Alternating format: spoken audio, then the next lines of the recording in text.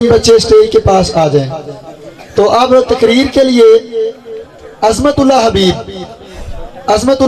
तकरीर के लिए आए। मौजूद जज साहबान अजमतुल्लाह हबीब बच्चे का नाम है।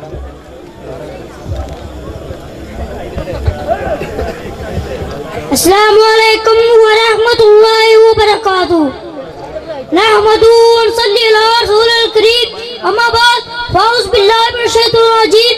बिस्मिल्लाहिर रहमानिर रहीम।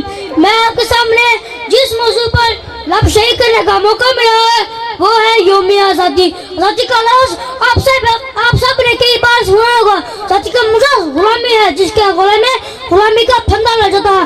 हर वक्त आज़ादी की तलक रहती है। जब वो आज़ाद होता है तो उसको खुशी की ध्वनि रहती।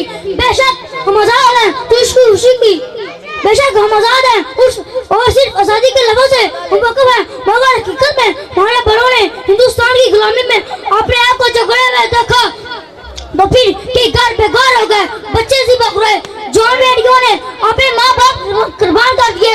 और अल्लाह ने हमें हिंदुस्तान से आजाद कर दिया। हमने अपना प्यारा मुल्क पाकिस्तान बना लिया। जिस दिन पाकिस्तान बना वो 14 अगस्त का दिन था। आज वही दिन है जिसको हम यौम आज़ादी कहते हैं। ऐ बातिल से दबने वाले आसमान नहीं हम, ऐ बातिल से दबने वाले आसमान नहीं हम, 100 बार कर चुका है हम हमारा। अस्सलाम वालेकुम।